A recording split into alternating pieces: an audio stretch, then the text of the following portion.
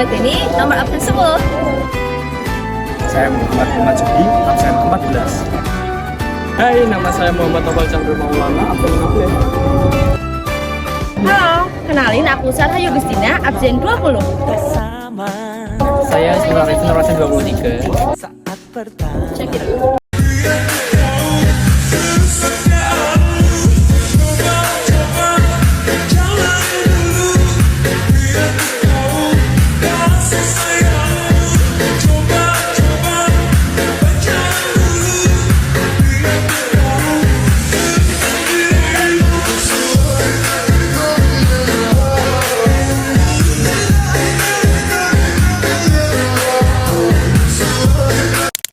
Indonesia mempunyai 270 juta lebih penduduk. Bagaimana sih caranya negara ini bisa terus memberi makan semuanya? Ketahanan pangan nggak cuma soal makan cukup, tapi juga soal akses, kemandirian, gizi, dan harga yang terjangkau. Strategi nasional jadi penting supaya semua ini bisa tercapai. Nah, sebelum itu, yuk kita dengar apa kata mereka. Baik semuanya, kali ini kita bersama dengan Bu Tusiem. Bu Tusiem. Ini pakai pupuk nggak, Bu? Pakai pupuk. Itu susah atau gampang dapetin pupuknya? Susah kan, Susah. cari uangnya kan susah itu. Kita panen itu disalurinnya kemana? Dijualnya kemana? Jualnya sama nganu, Pengepul gitu. ya, sama kuli-kuli itu sama kenepes gitu tiang. Berarti ibu biasanya nggak beli beras? Beli. Oh beli, tapi beli. Ya. Oh, Itu harganya berapa Bu? Per Per kilo 15. 15.000. biasanya niku ngagem pupuk organik napa pupuk kimia? Mas napa nek jenenge? Oh, Mas Korea napa-napa. Nah, pernah angsal program bantuan pupuk bibit niku pernah? Nak pupuk mboten kula angsale nak bibit angsal 100 kilo. Saking pemerintah gitu. Oh, Ibu ada saran buat pertanian ini dari Ibu pengen ngasih saran apa? No, kenapa no? Tinggal di. Apa mungkin pupuknya dimurahin? Nggih dimurahi ta nggih. Njeluke nggih dimurahi. Wong nak nganu beras nggih murah. Tebasan mboten payu nek pupuke larang nggih pripun ning kerjake. Pak, udah lama jadi petani? Ya udah sejak kecil. Sejak kecil ya, Pak. Dari dulu sampai sekarang kalau panen itu makin meningkat tiap tahun apa gimana, Pak? Ya nggak mesti, kadang-kadang ada mah petani itu yang kayak gitu kan. Biasanya gini loh, kalau keadaan panennya bagus, harganya diturunkan begitu. Nah, saya itu nggak bisa, nggak apa-apa sebenarnya petani itu nggak apa-apa, asal sesuai itu. Dia bikin murah ya nggak apa-apa, karena itu bahan pokok toh. Nah, tapi disesuaikan dengan harga-harga yang kebutuhan yang lainnya seperti obat, pupuk dan lain sebagainya itu ya, Modal petani supaya dijangkau petani itu mudah gitu Iya. loh. Kok itu sukar, mahal lagi. Sekarang panen dibeli murah-murah, ya mana bisa hidup. Orang petani itu paling susah. Tenaganya full untuk biayanya anak sekolah, untuk macam-macam, untuk makan hariannya, nggak bisa kerja lain-lain. Kok nggak dipikirkan seperti yang dulu tuh pernah zaman Pak Harto itu petani bisa ngangkat anak-anaknya, bisa sekolah tinggi-tinggi jadi pegawai dan lain sebagainya. Dan sekarang jadi pegawai malah begini. Nah, yang susah orang kecil. Gini udah lama jadi petani. Iya, Apakah anak Bapak ada yang meneruskan atau bagaimana? ya ada. Ada. Ada. Jadi penerusnya ada ya, Pak ya? Ada. Itu tuh, orang petani itu pejabatnya ada, orang biasa ada, orang apa-apa ada petani itu. Seperti Pak Harto sendiri itu jadi kepala negara, anaknya petani juga itu. Nggak harus orang yang wah dulunya poya-poya gitu enggak. Soalnya kebanyakan kalau bapaknya petani kan anaknya udah di sekolah yang tinggi biasanya nggak mau jadi petani. Ya itu nggak dilatih itu. Iya. Sejak kecil nggak dibiasakan. Kalau dibiasakan rasanya orang petani kayak apa gitu ya tetap dia praktek juga, punya tanah nggak mungkin dibiarin.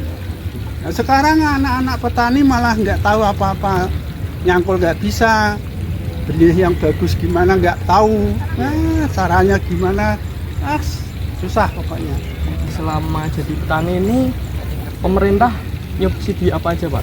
Ya ini sekarang ini baru tampak ya sedikit, bibit, terus ada obat-obat itu belum obat terkenal. Obat apa itu? Apa yang pengen disampaikan Bapak untuk beberapa tahun ke depannya buat petani? Kalau buat saya pemerintah? pribadi ya, Iya. nggak usah dibantu-bantu. Sebenarnya petani itu bisa jalan sendiri. Cuma yaitu ada pemikiran biaya-biaya yang bisa terjangkau oleh petani. Pokoknya bermudah, jangan terlalu mahal. Beli di mana-mana ada, malah sekarang susah. Padahal itu penting kan. Iya. Padahal saya kalau tahu di mana-mana itu untuk pupuk kelapa sawit di mana-mana sana petani nggak ada. Belinya pakai itu apa itu kayak ATM itu sekarang. Kalau nggak punya itu nggak bisa beli. Iya di pasar diguyu yang jualan. Iya. Kalau beli di mana-mana nggak bisa. Itu terjadi itu. Akhirnya terbengkalai kan petani nggak panen. Panennya ya cuma untuk ongkos. Iya biaya aja habis. Susah pokoknya. Kalau nggak pemerintah mikirkan ini susah. Berarti emang pemerintah harus turun tangan juga. Iya, sebenarnya gitu. Seperti dulu waktu saya masih kecil ya, nggak pernah makan nasi. Karena ada nasi itu ada orang yang punya pikir. Iya. Siapa itu? Ya orang-orang pemerintahan toh. Seperti Presiden Pak Harto itu ya ada yang mahasiswa sekolahkan di luar negeri bidang pertanian supaya pertanian ini nanti maju gimana rakyatnya butuh itu loh. Dan sekarang sudah makan dan malah saya itu pupuk nggak boleh dipakai. Orang sekarang suruh bawa pupuk di kandang-kandang, bawa ke sawah, ke ladang, ya nggak jamani. Suruh mikuli kayak orang dulu. Lah apa gunanya sekarang apa alat-alat canggih? Sudah ada pupuk satu karung aja sudah sekian liter DKR sudah ditangani berapa jam selesai. Itu malah sekarang itu petani-petani itu dibimbing kayak gitu tuh. Saya itu bingung malah walaupun saya itu nggak tahu apa-apa ya, bingung kerasa di orang-orang kayak gitu itu. Yang apa berperan itu malah orang-orang petani dikumpulkan. Nggak boleh pakai gini. Ya nggak jatuh, udah diseridi ya. Dulu tuh nggak ada nasi loh mas, nggak pernah makan nasi, makanya tiwul aja itu sudah dimakan dulu loh. Ngerinya kayak apa, bisa hidup itu karena apa aja. Kalau enggak ada mati semua kelaparan. Waktu saya kecil itu mas, padi nggak bisa diharap. Setahun panen satu kali, dimakan manuk, dimakan tikus, padinya itu 7 bulan baru panen. Kalau panen itu, iya kalau enggak gagalnya, banyak gagalnya karena hamanya luar biasa untuk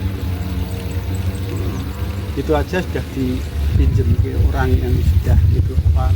Kalau sekarang itu minta darat. Iya. Satu black itu mas.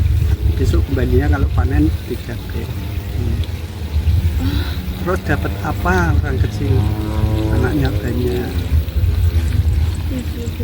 Ngeri. Makanya kalau sekarang ada orang gitu-gitu satu tengahnya nggak rela. Tinggal nerus aja kok. Susah. Bimbing yang bagus bisa berkembang malah diwolak-walik bikin susah orang-orang kecil. Ini mas, saya tak nangis ini. Orang jadi pegawai malah kayak Kalau belanja sayur itu biasanya pilih di dekat rumah atau di supermarket? Biasanya sih saya kalau belanja sayuran tuh di pasar. Pasar tradisional. Udah tahu belum pertanian berkelanjutan itu apa? Belum tahu sih kak. Oke, jadi pertanian berkelanjutan itu intinya gimana caranya supaya kita bisa makan enak tapi nggak bikin bumi rusak. Misalnya kayak kita beli produk lokal, itu bisa ngurangin polusi sama transportasi. Kayak sebelumnya, kakak udah lihat postingan aku belum yang terbaru? Postingan apa? Ya, ini. Nah, jadi di sini aku mau bahas tentang pertanian berkelanjutan seperti yang ada di postingan di Instagram saya. Ini tuh cara bertani yang ramah lingkungan dan ini bisa jalan terus sampai ke generasi-generasi yang berikutnya. Yang pertama itu ada diversifikasi pangan lokal. Contohnya kita mendukung produk-produk lokal. Yang kedua ada ekspansi lahan pertanian. Dan yang ketiga ada edukasi dan kesadaran. Jadi yuk mulai sekarang kita dukung petani lokal. Karena kalau bukan kita siapa lagi? Oke Kak, terima kasih atas infonya. Nah, Mas Aris tahu tidak apa itu pertanian berkelanjutan? Kayaknya pernah dengar tapi masih belum familiar sih mas. Belum paham gitu ya Mas? Masih belum paham. Nah, intinya bertani tanpa merusak alam gitu lah Mas. Ada harapan untuk pertanian atau petani Indonesia ke depannya Mas? Harapan saya sih taraf hidup petani bisa membaik ya dengan akses pendidikan, pelatihan dan teknologi, jadi bisa membantu pertanian yang ramah lingkungan dan produktif juga. Oh iya Mas. Ya, baik Mas.